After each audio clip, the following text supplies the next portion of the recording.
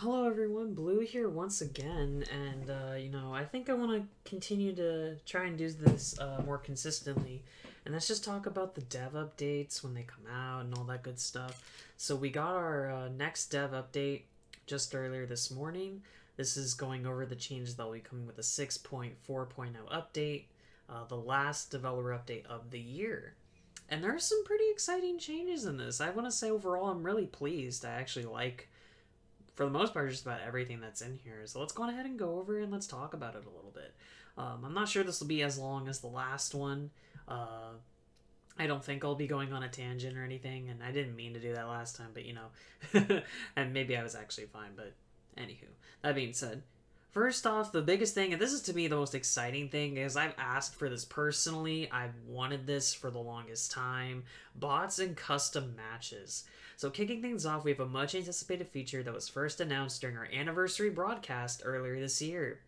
Whether you're looking for a place to practice a new killer before hopping into live games, or you just have an irrational hatred for bots that needs to be satiated, we're happy to announce that bots will now be available in custom games. Starting 6.4.0, the host of a custom game can click the plus icon to add a random survivor bot to the lobby. Don't like the way that bot looked at you? The host can click their name and remove the bot at their discretion. You can face off against an entire lobby of robot survivors, fill empty slots when playing with friends, or ignore them entirely and play with a partial lobby of human friends like before. But our future robot overlords will remember this. Not them remembering. While the first version of the feature focuses on survivor bots, we do plan to include killer bots in a future update so you can practice against each killer as well. This will take some time, however, since the AI needs to be trained to use each killer's power first.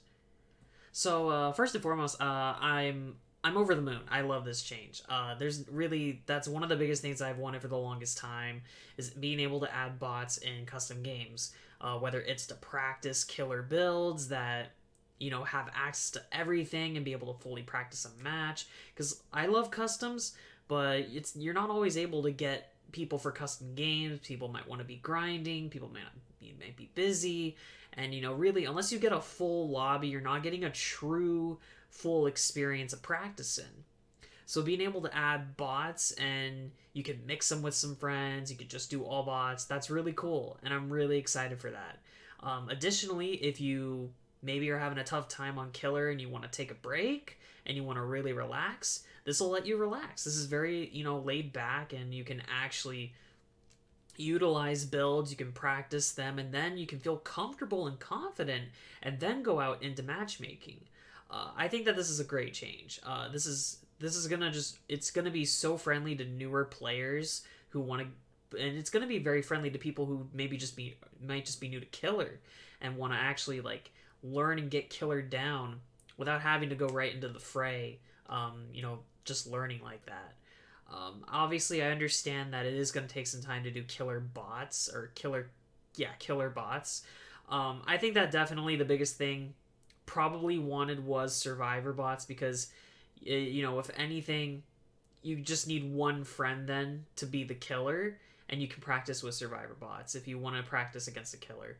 It'll be cool though when they do implement the killer bots. I understand it's going to take some time, but this is huge. This is a very good thing. I'm very much looking forward to seeing how it plays out in the PTB. Hopefully there aren't any game breaking issues. I'm sure there will be kinks and bugs, and they can be ironed out. But overall, great change. I think this is very positive for the game. I personally am looking forward to using this a lot myself, because there are some days where I don't really want to go all out in the paint. I mean, granted, I'm the kind that tries not to really take it. If I win, I win. If I lose, I lose. It is what it is. I don't really try to take it like that seriously. But if I just want to cool it a little bit, this will be a really great way to do that. Next up, additionally, we have a few other improvements in store for this feature in the future, including the ability to select which characters you want by your side in their loadouts. Though not all perks, items, and add-ons will be available to bots. Fair enough. If there's something else that you really want to see, as always, let us know. So that's really cool. Overall, great change. Next up, visual improvements. Continuing our ongoing efforts to improve the graphics of Dead by Daylight, we've updated the visuals for breakable objects, pallets, and walls. Rather than make you read all about them, we figured that we would show you, take a look. Personally, I think they look good. I've seen some people say that they look bad. Why would they change them again? Obviously, this really isn't a big deal. You know, it's small fries, but I think it looks good. It looks fresh. Whether they stick with this or they keep the original, revert to the original, even if they pulled the old version from back when Hawkins was still around, I think is when they had that one change to palettes and walls. It looks good. I think it looks fine. So, not really too much to talk about there. The basement, though, I can tell you that looks really good. Look at this basement. I mean, you see the blood more. It's a lot. It's got more textures. It's got a lot of cobwebs, and then the actual basement. I think it looks really good. This looks really nice. Obviously the game, you know, they want to continue to make it look better, make it look prettier. You know, it's kind of crazy when you think about how far. I mean, granted, the graphics aren't, you know, next gen or next tier really by any means, but just thinking about how far they've come from the early days, like even just 2020, 2019, it's kind of crazy. But I think it looks good. So yeah, not a lot to touch about there. I don't mind it. I think it looks fine. Now here's another one. This is something I've definitely seen a bit of debate about on Twitter and whatnot. Flashlight adjustments. So we recently updated flashlights to prevent them from being triggered too frequently to address concerns of epilepsy, which I think was a very good change. And you know, we very much want to, you know, make sure that people aren't that are epileptic aren't you know, being affected by the clicky clickies that would happen a lot back then. Now, while we were working on this change, we took the opportunity to revisit flashlights and plan some additional updates for them in the 6.4.0 update. So there will be two big changes in this update. First is locker blind immunity. This is probably the thing I've seen people iffy about the most. So, as you know, lockers are positioned in such a way that a clever survivor can blind the killer as they're grabbing another survivor out of it. While cool in theory, there's not a whole lot the killer can do to counter this, even if they chase away the other survivor waiting with the flashlight. The survivor in the locker then could just take advantage of the distraction to make a break for it. So to prevent situations like this, killers will now receive blind immunity when grabbing a survivor from a locker. Now, I've seen people say that they've never been blinded by someone by a locker. I've seen people talk about they get, like, trolled by it all the time. Me personally, I don't see it too often, but I have been in games where there are survivors that purposefully go in the locker. I think a good example is I was playing Doctor way long ago on Macmillan. I think it was like Ironworks or Coal Tower, but it was a Swift, and they were just kind of, you know, it was kind of a BM squad. So what they would do is they all had flashlights, and one of them would go in the locker. I was pretty new to killers, so I would just grab them and not really look elsewhere. And they would just position themselves perfectly every time to get the blind. And it is true, you really can't do a whole lot when you're in the locker animation. You can try to turn, and that's really the only way I even got the upper hand and I ended up killing them. But the upper hand came when I managed to get just lucky enough to turn to the right. It's pretty tough though. Now granted, I think that getting a locker blind is pretty tricky. These were really good survivors when they did that, so if you are looking to get a locker blind, you do have to be pretty savvy because the timing is pretty strict. That being said, I personally don't have an issue with them adding blind immunity to locker grabs. I think that this, obviously, it's gonna discourage, you know, flashlight BMing. Again, if people want to play that way, I think it's fine. You know, it is what it is, but I don't see this as an issue. I don't really think it's like oh my gosh, you're immune now when you grab from a locker. How terrible. Like, I don't feel that way. I think that it's a fine change. And I think that there's valid reasons for it. And, you know, if it for some reason causes issues, I mean, granted, it's very situational too, though. Like, you have to have a friend around when you go into a locker to get grabbed, or you're setting it up. Other than that, this really shouldn't change that much to me. Then you have the second change, which is the flashlight save buffer. So a flashlight save can be a game changer, but they're a little tricky to pull off. On top of getting into the position for the save, the timing on the flashlight saves are incredibly precise. You need to blind the killer right as the pickup animation ends, but before they can turn away. While experienced survivors have mastered this timing, pulling off a save can feel off limits for a newer player. To address this, we're adding a short quarter-second buffer to the end of a killer's pickup animation. If they are blinded during this window, they will be stunned and drop the survivor as soon as the animation finishes. So basically what's going on here is there is it's again a quarter of a second buffer to the end of the pickup animation. So basically a small little extra window when a killer picks up to get either into the position or get the timing down for a blind. For me personally, I don't think this is going to be an issue either.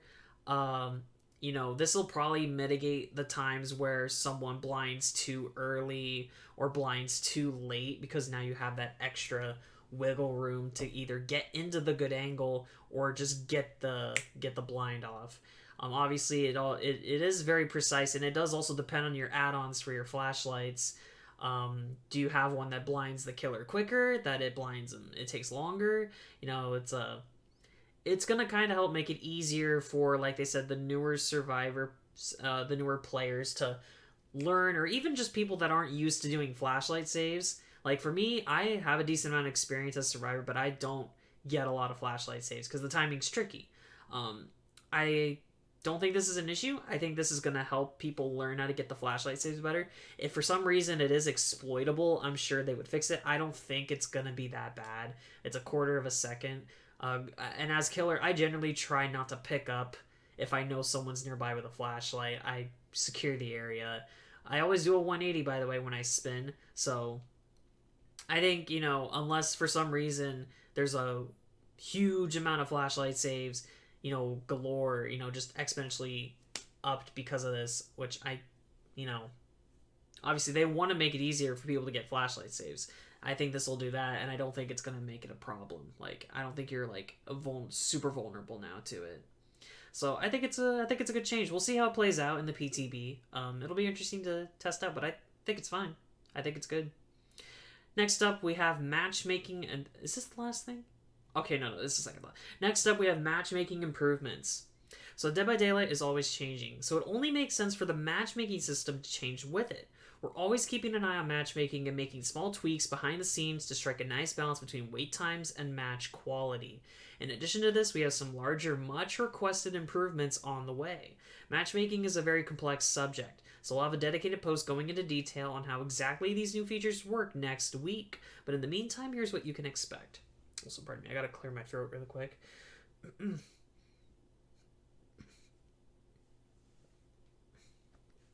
there we go.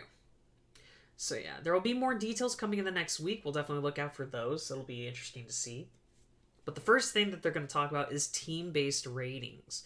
So with escapes being the win condition for survivors, dying heroically to save your team can feel a little anticlimactic. We're introducing team-based ratings to remedy this. Your rating will adjust based on not only your own performance, but the team's performance as well. Sacrificing yourself to save the team now won't be nearly as punishing. This is good. This is a good change. Obviously, we know how MMR is. We know how we all feel about MMR.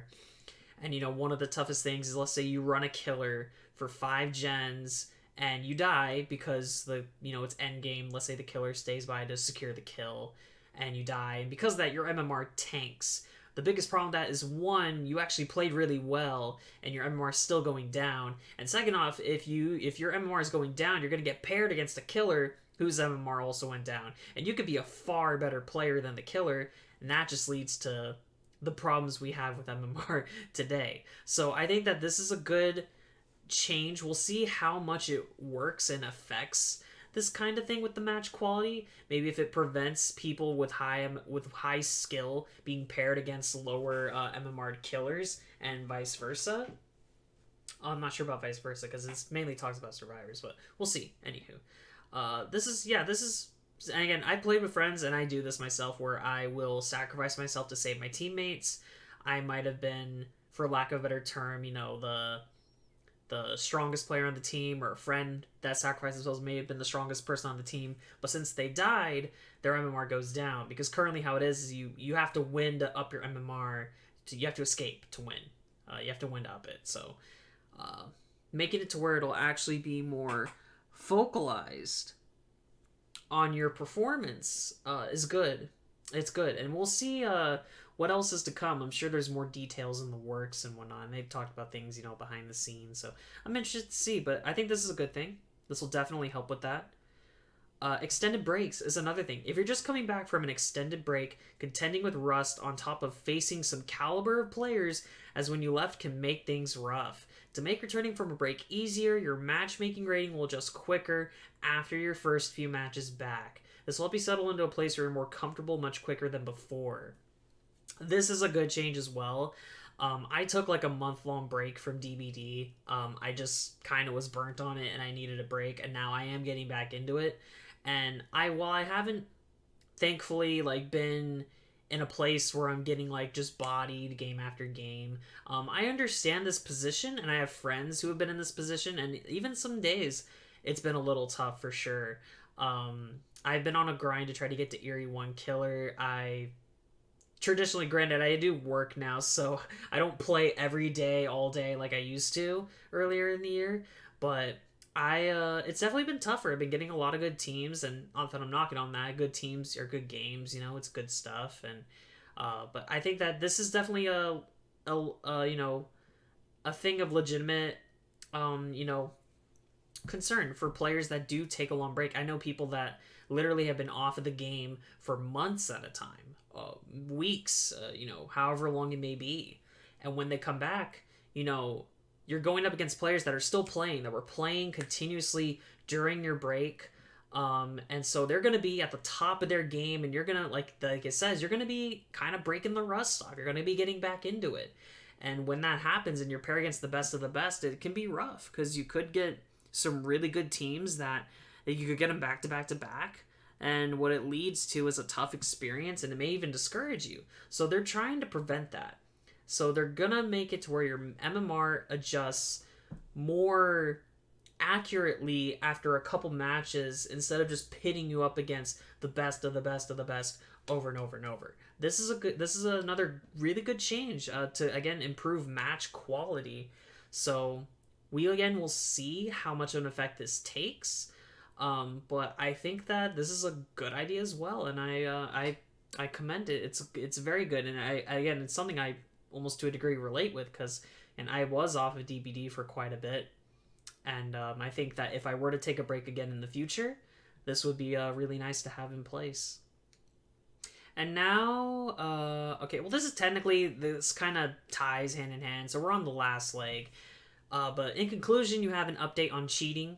So we recently shared a roadmap detailing our plans to combat cheating in the weeks since. We fixed a number of vulnerabilities to lessen the impact of cheats. Here's a list of just some of the exploits we've prevented recently.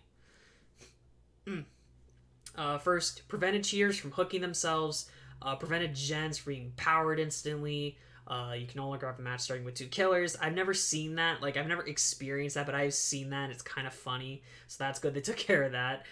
They stopped cheaters from stacking duplicate perks and add-ons. They stopped extended flashlight blind durations, like a perma blind or a 30-second blind. I've experienced pretty much all of these except for the starting a match with 2 killers so far. So that's good that they've taken care of those. They reduced the maximum length of matches to prevent extraordinarily long matches, added countermeasures to force the match to end after the endgame collapse. They also added countermeasures to prevent player sniping, and I believe that kind of coincides with the anonymous mode, because obviously one thing we have seen is, people talk about how they get stream sniped, and I'm not saying it doesn't happen, it totally does. It's really hard to prove because the only way to really know if someone stream snipes you is if they stream it themselves or they outright say it, So by adding the anonymous mode, what you do is you prevent that. They just see your name as the survivor. You can't really stream snipe the killer because you don't know who they are. So that's a good countermeasure that they added as well. And then they fixed an issue that could allow cheaters to crash the game. That's definitely one of the worst ones, is full on crashing the game. That's good that they've fixed that issue.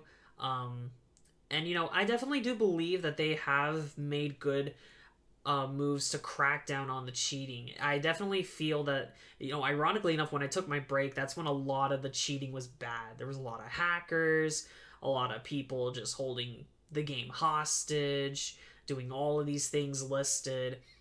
And I even before then there was a decent amount, but it really skyrocketed. It seemed like when I took my break, and it does seem like as of right now, knock on wood, I don't think I've gotten any hackers. It seems like the hacking in general has mitigated and gone down because I'm not hearing about it as much and not seeing it as much. I even a number of my friends who were playing with were getting hacked or dealing with hackers during the last month and so. I think it has definitely they've done a good job of addressing and taking actions against the cheating, and that's good. And we saw the roadmap. They've banned a number of players and users. They're again putting in these countermeasures. They're fixing the issues and the exploits. It's good.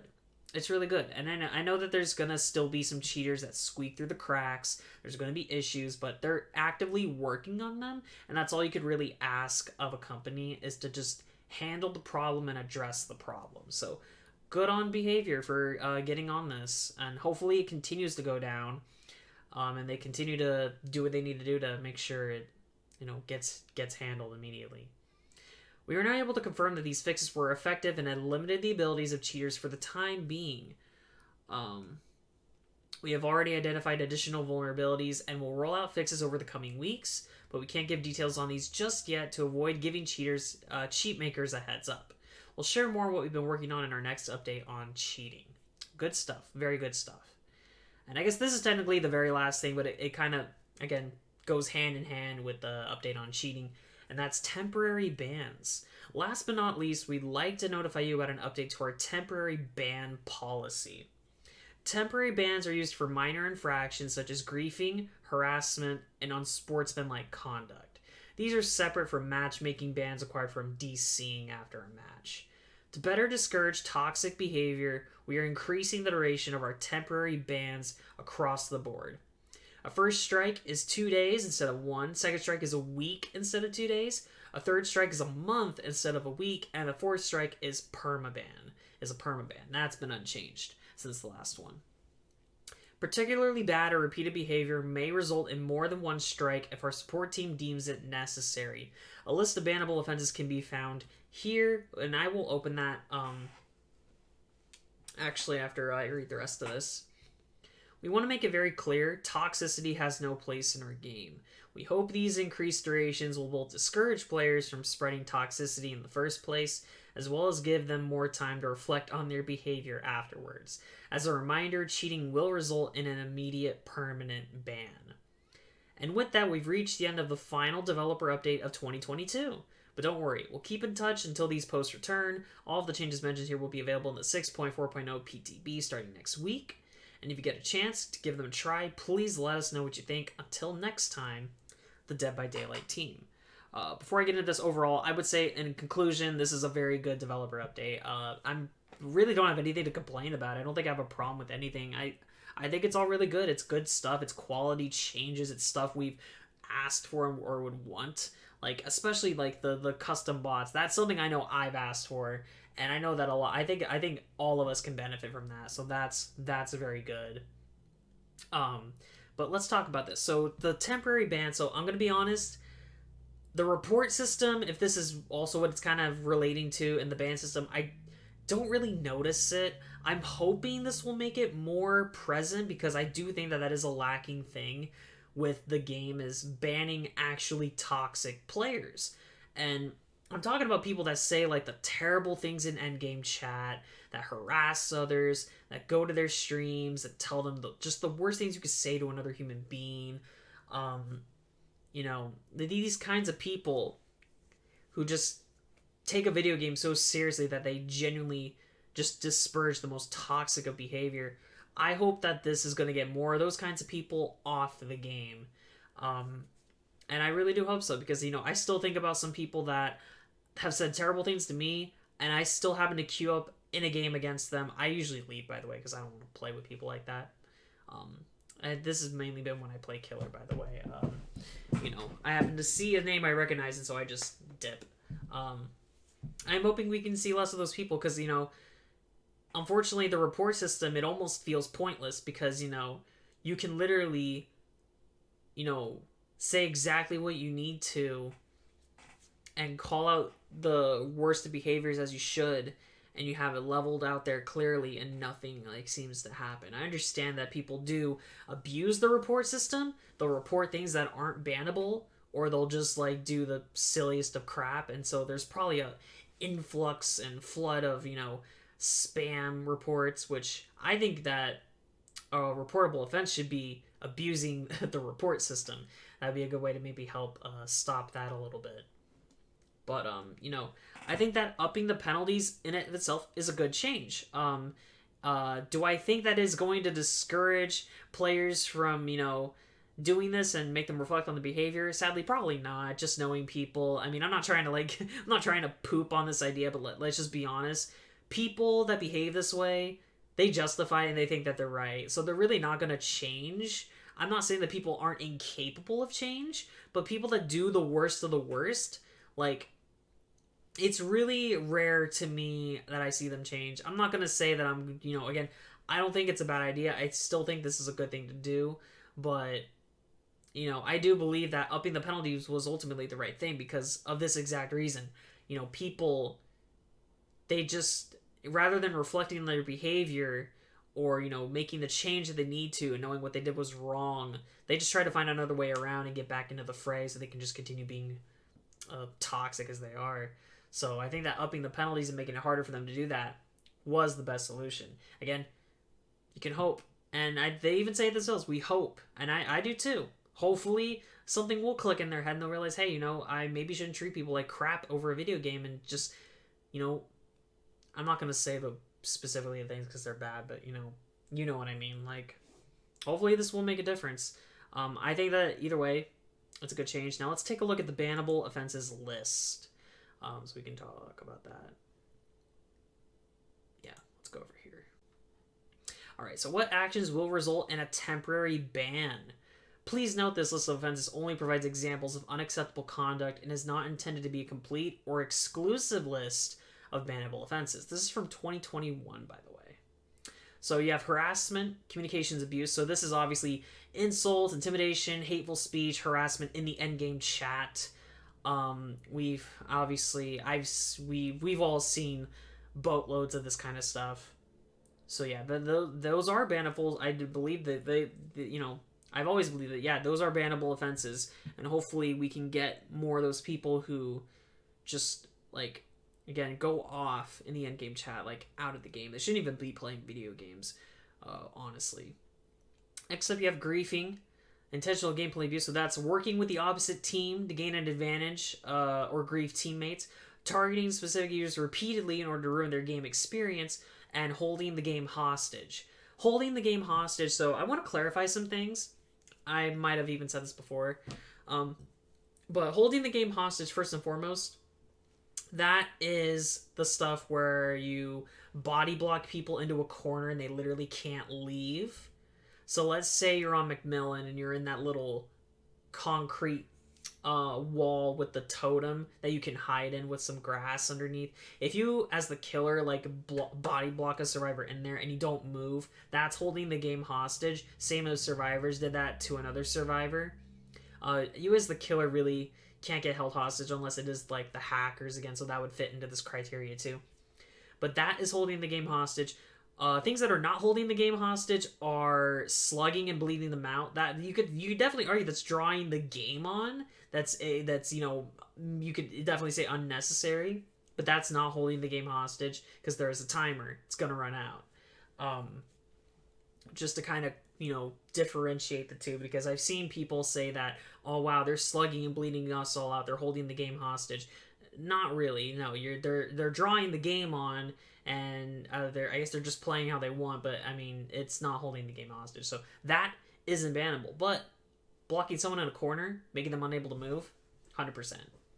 Then there's targeting specific users. So people I know think that this is tunneling. They think that this is what that means is tunneling, and it's actually not tunneling.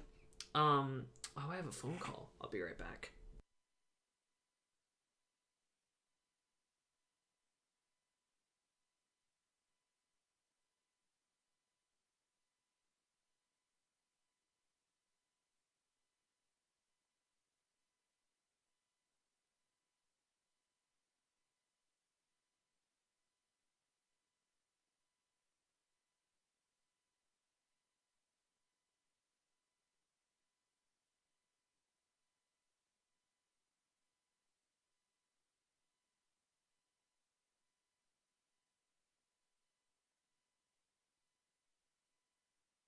Okay, I'm back. Sorry about that. Yeah, I had to take the phone call. What was I saying? Oh yeah, so people, I've seen a lot of players talk about how they think that targeting specific users repeatedly is and ruining their game experience. That they think is tunneling.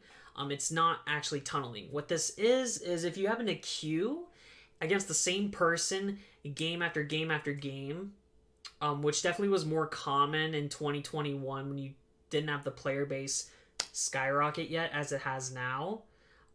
Yeah, if you like get into a game over and over with someone, and it is possible, it's pretty rare, but it is possible, and you purposefully then, let's say, kill them first always, bleed them out, smack them on the hook, that is what this is. That is ruining their game experience.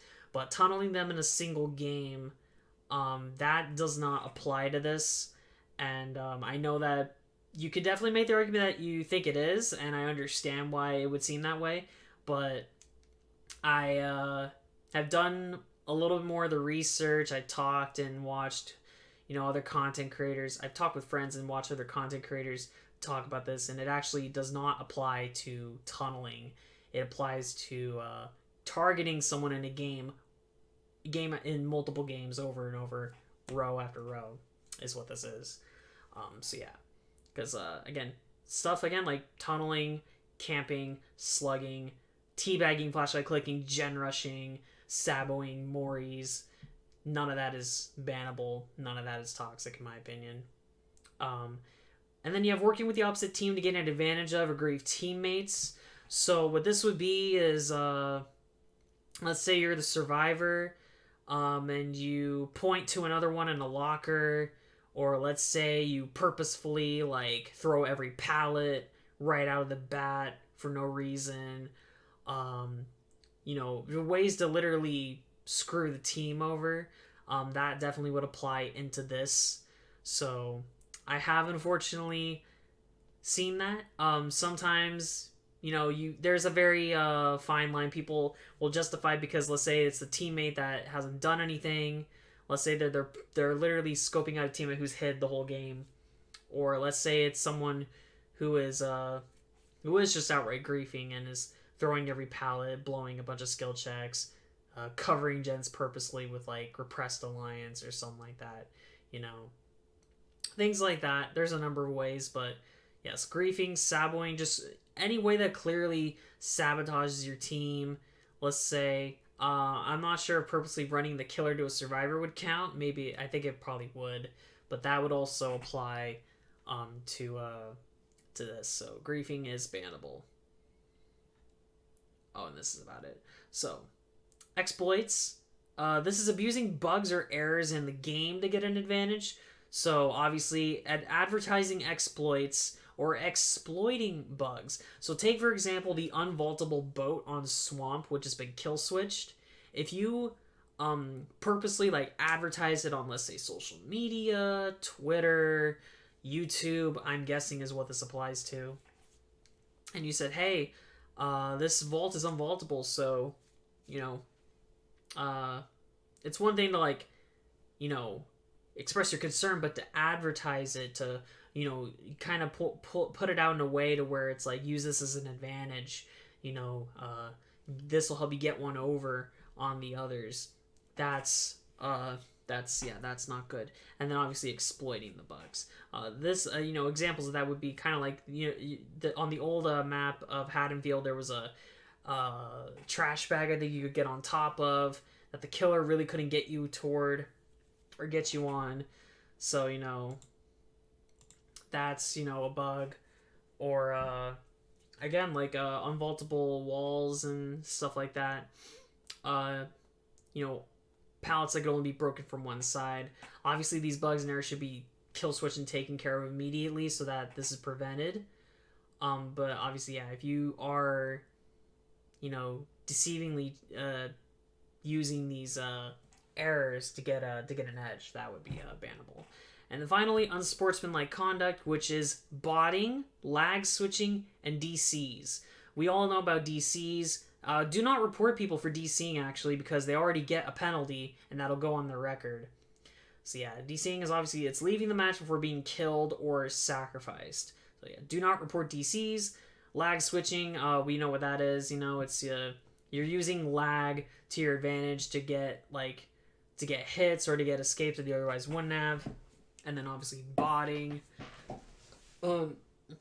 That's all. These are clearly unsportsmanlike and are bannable as well. So that concludes that. And that in turn concludes the video. So I want to thank y'all so much, by the way, for watching. As always, if you have any thoughts personally yourself on anything with the developer update or anything else in particular with the game or any of my perspectives on it, feel free to let me know. I would love to have conversations in the comments if you'd like, respectfully. I'm totally open to anything you'd like to elaborate on. But without further ado, I hope you all have a great rest of your day and continue to take care. And I will see you around next time.